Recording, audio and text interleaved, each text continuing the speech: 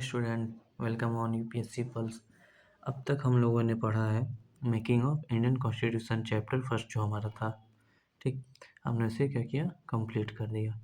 अब हमारा second chapter क्या है, salient feature of the constitution. Making of Indian constitution में क्या पढ़ा था कि कॉन्स्टिट्यूएंट असेंबली कैसे बना था, उसके बाद उसका कितना स्ट्रेंथ था, कितने लोग थे, 389 थे पहले, फिर उसके बाद 299 हो गए। यही सब हम लोगों ने पढ़ा था, किसका डोमिनेंस था, किसका डोमिनेंस नहीं था। ठीक है, अब नेक्स्ट क्या है कि ये कॉन्स्टिट्यूशन में फीचर क्या क्या है। So here we go. ठीक है, Indian constitution is a unique split. छोड़िए, ये आपके लिए है, आप पढ़िएगा, मैं सीधा सीधा बताता हूँ। सुनिए, आप लोग को तो ये पता ही होगा कि अपना जो इंडियन कॉन्स्टिट्यूशन है वो क्या है। दुनिया में ऐसा दूसरा कोई कॉन्स्टिट्यूशन है नहीं, है ना। इतना बड़ा, इतना मोटा कॉन्स्टिट्यूशन जिसमें हर एक नियम अच्छे से इलेबोरेट करके लिखा गया हो, पूरे देश के लिए हो, जो सेंटर और स्टेट दोनों के लिए हो एक साथ। ऐसा कहीं किसी और कंट्री में है नहीं, है ना। सो इंडियन कॉन्स्टिट्यूशन क्या है, यूनिक है। और स्प्लिट है, स्प्लिट इसलिए है क्योंकि देखो, इंडिया में कॉन्स्टिट्यूशन से ऊपर कुछ भी नहीं है, ये तो पता ही होगा ना सबको। इंडिया में कॉन्स्टिट्यूशन का ही चलता है ना सब कुछ, इसीलिए क्या है, स्पिरिट है। ठीक है, स्पिरिट का मतलब है कि वो बहुत ही शुद्ध है, बहुत ही दैविक है, ये मान लो। अब सुनो, ये अपना कॉन्स्टिट्यूशन अडॉप्ट कब किया गया था, तो सबको पता होगा, 26 नवंबर। कब? 26 नवंबर 1949, 1949 को। इसी को कॉन्स्टिट्यूशन डे भी बोलते हैं, पिछली क्लास में मैंने बताया था। सो जब ये अडॉप्ट हुआ था ना कॉन्स्टिट्यूशन, तब उसके बाद क्या हुआ कि बहुत सारे इसमें अमेंडमेंट किए गए। 1976 के टाइम में बहुत ही सारे क्या किए गए, अमेंडमेंट किए गए। ठीक है, सो जब अमेंडमेंट किए गए तो एक अमेंडमेंट था 42nd अमेंडमेंट। तो 42nd अमेंडमेंट को मिनी कॉन्स्टिट्यूशन भी बोलते हैं। क्यों बोलते हैं मिनी कॉन्स्टिट्यूशन, आपने तो हमेशा पढ़ा होगा, क्वेश्चन भी बहुत जगह देखा होगा कि the amendment is called mini constitution is 42nd amendment. तो कहते क्यों हैं, वो इसलिए कहते हैं क्योंकि देखिए, जब उस टाइम अमेंडमेंट हुआ 42nd अमेंडमेंट, तो बहुत सारे प्रोसीजर जोड़े गए, अमेंडमेंट जोड़े गए, अमेंडमेंट को डिलीट किया गया, सब कुछ किया गया। तो इतना मतलब अमेंडमेंट उस टाइम हुआ ना 42nd अमेंडमेंट में, और इतने सारे आर्टिकल ऐड किए गए, तो उसके लिए इसको क्या बोला गया, मिनी कॉन्स्टिट्यूशन बोल दिया गया। ठीक है, अब सुनिए, ये जो अपना कॉन्स्टिट्यूशन है, इसमें एक केस हुआ था इसके पहले, कि ये केशवानंद भारती केस 1973 वाला। ये जब केस हुआ, इसके पहले क्या हो रहा था, इसके पहले हो रहा था कि पार्लियामेंट किसी भी पार्ट को उठा रहा था, अमेंड करके रख दे रहा था, उठा रहा था, अमेंड करके रख दे रहा था। लेकिन फिर उसके बाद क्या हुआ कि सुप्रीम कोर्ट में केस गया। ठीक है, तो फिर उसके बाद सुप्रीम कोर्ट ने बोला कि आर्टिकल 368 में जो भी पावर दिया गया है पार्लियामेंट को, वो सब कुछ तो ठीक है कि अमेंड कर रहा है, अमेंडमेंट कर रहा है, लेकिन जो बेसिक स्ट्रक्चर है कॉन्स्टिट्यूशन का, उसे अमेंडमेंट नहीं कर सकता है। ठीक है, जब आप अब खुद बताइए कि एक ढांचा दिया गया है घर को, घर के अंदर कुछ है, उसे आप अमेंडमेंट करिए ना। अब जब ये इस ढांचे को, इस स्ट्रक्चर को ही आप अमेंड कर देंगे, तो ये घर क्या करेगा, धड़ाम से गिर जाएगा, है कि नहीं। तो सुप्रीम कोर्ट ने यही कहा कि आर्टिकल 368 में जो भी क्या कहते हैं, पार्लियामेंट को पावर है अमेंडमेंट करने का, उसे अमेंड करे, पर बेसिक स्ट्रक्चर को ऑफ कॉन्स्टिट्यूशन को अमेंड नहीं कर सकता है। और supreme court time to time basic structure को क्या करता है, डिफाइन करता है। ये कॉन्स्टिट्यूशन में नहीं दिया गया है, याद रखिएगा। ठीक, उसके बाद क्या है कि इसका फीचर, अब जिस पे चैप्टर है तो वो तो पढ़ना पड़ेगा। फीचर, पहला फीचर क्या है, लेंदिएस्ट रिटन कॉन्स्टिट्यूशन। ये मैंने बताया आपको कि दुनिया का सबसे बड़ा लिखा हुआ क्या है, कॉन्स्टिट्यूशन है, लेंदिएस्ट है। लेंदिएस्ट है क्यों, क्योंकि मैंने ये आपको बताया कि पूरे देश के लिए, अपने भारत देश के लिए एक कॉन्स्टिट्यूशन है, सेंट्रल और स्टेट के लिए भी एक ही कॉन्स्टिट्यूशन है ना। तो ये क्या है कि इसमें पूरा कॉम्प्रिहेंसिव और इलेबोरेटेड तरीके से दिया गया है कि कहाँ कौन सा नियम लगेगा। ठीक है, और जब ये अडॉप्ट किया गया था तो उस टाइम कितना था, 395 आर्टिकल से 22 पार्ट थे और 8 शेड्यूल थे, इसलिए बहुत ही मोटा हो गया।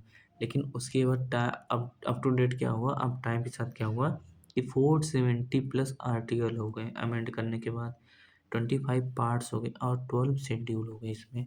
समझ आया? और भी बड़ा हो गया ये। ठीक, अब देखिए ये बड़ा क्यों है। अभी मैंने बताया जियोग्राफिकल फैक्टर है कि देश अपना बहुत बड़ा है और यहाँ डाइवर्सिटी भी अलग अलग लोग हैं, सबके लिए अलग अलग नियम है, तो लिखा गया सब कुछ। और दूसरा फैक्टर क्या है कि गवर्नमेंट ऑफ इंडिया एक्ट 1935 का इसमें डोमिनेंस भी है। गवर्नमेंट ऑफ इंडिया 1935 एक्ट जो था वो बेस बना अपने कॉन्स्टिट्यूशन का, क्योंकि उस एक्ट में बहुत अच्छे अच्छे नियम थे इसलिए। ठीक है, उसके क्या हुआ कि कॉन्स्टिट्यूएंट असेंबली से ही बना था ये कॉन्स्टिट्यूशन। तो उस कॉन्स्टिट्यूएंट असेंबली में क्या किसका डोमिनेंस था? लीगल लोगों का, जो क्या कहते हैं एडवोकेट थे, ग्रेजुएट लोगों का था, अलग अलग पढ़े लिखों का ही क्या था, डोमिनेंस था। ठीक है, लीगल एंड एजुकेटेड पर्सन का डोमिनेंस था कहाँ? कॉन्स्टिट्यूएंट असेंबली में। इसलिए ये क्या हुआ, बहुत ही मोटा हो गया। ठीक, अब सुनिए अगला क्या है फीचर, ये देखिए अगला फीचर है ड्रॉन फ्रॉम वेरियस सोर्सेस। क्यों मोटा हो गया, या फिर इसका अगला फीचर क्यों है, क्या है ये कि बहुत सारे वेरियस सोर्सेस से लिया गया। इसी के लिए B.R. अम्बेडकर ने अपने कॉन्स्टिट्यूशन को बोल दिया कि ये वर्ल्ड का कॉन्स्टिट्यूशन है। क्यों? क्योंकि ये वर्ल्ड के हर एक लगभग हर एक कंट्री से उसका कुछ ना कुछ प्रोसीजर अडॉप्ट किया गया अपने कॉन्स्टिट्यूशन में। इसलिए क्या हो गया, ये वर्ल्ड का कॉन्स्टिट्यूशन हो गया। ठीक है, अब सुनिए इसका स्ट्रक्चरल पार्ट कहाँ से लिया गया। स्ट्रक्चरल पार्ट कहाँ से लिया गया? 1935 का जो गवर्नमेंट ऑफ इंडिया एक्ट आया उससे क्या लिया गया स्ट्रक्चरल पार्ट। ये क्वेश्चन पूछा है कि structural part are taken from which act, तो गवर्नमेंट ऑफ इंडिया एक्ट 1935। ठीक, इसका फिलोसफिकल पार्ट कहाँ से लिया गया? फिलोसफिकल पार्ट का मतलब कि फंडामेंटल राइट और DPSP कहाँ से लिया गया? फंडामेंटल राइट लिया गया अमेरिकन कॉन्स्टिट्यूशन से और DPSP आयरिश कॉन्स्टिट्यूशन से, है ना। उसके बाद लास्ट क्या है इसका कि पॉलिटिकल पार्ट कहाँ से लिया गया, वो तो सबको पता होगा कि ब्रिटिश कॉन्स्टिट्यूशन से।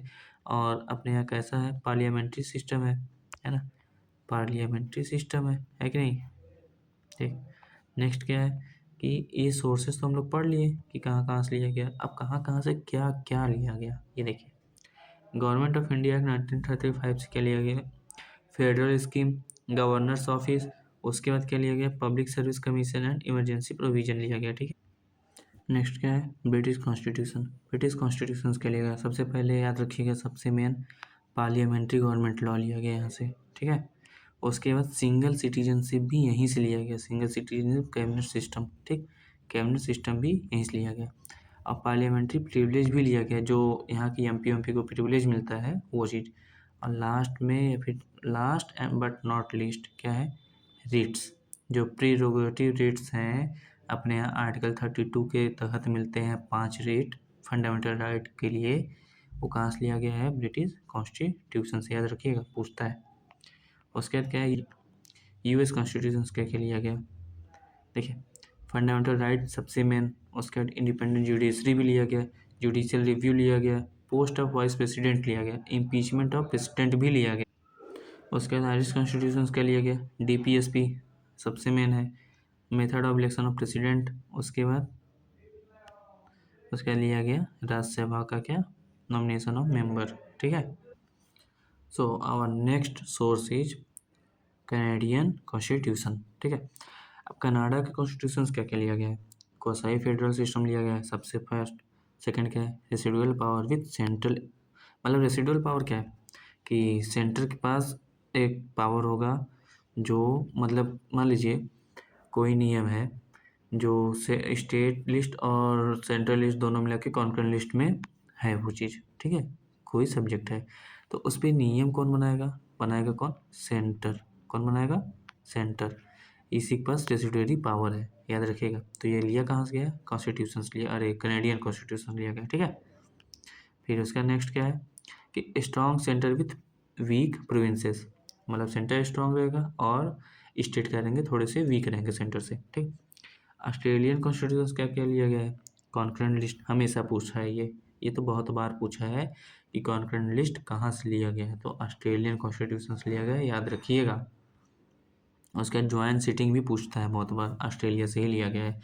वेमर कॉन्स्टिट्यूशन जर्मन से क्या लिया गया है, suspension of fundamental right during emergency. Emergency time में जो आर्टिकल 19 सस्पेंड कर दिया जाता है तो वो कहाँ से लिया गया है? वो लिया गया है वेमर कॉन्स्टिट्यूशन ऑफ जर्मनी से, ठीक है। एंड नेक्स्ट जापानीज कॉन्स्टिट्यूशन क्या लिया गया है? Procedure established by law. जो लॉ से प्रोसीजर इस्टेब्लिश्ड किया गया है कहाँ से लिया गया है? जापान कॉन्स्टिट्यूशन से लिया गया, जापानीज कॉन्स्टिट्यूशन से। साउथ अफ्रीकन कॉन्स्टिट्यूशन के लिए गया है प्रोसीजर ऑफ अमेंडमेंट, मतलब कैसे अमेंड किया जाएगा उसे लिया गया है, ठीक है। अमेंडमेंट का प्रोसीजर कहाँ से लिया गया? साउथ अफ्रीकन कॉन्स्टिट्यूशन से। और जो राज्यसभा के मेंबर्स का इलेक्शन है वो भी कहाँ से लिया गया? साउथ अफ्रीकन कॉन्स्टिट्यूशन से, ठीक है।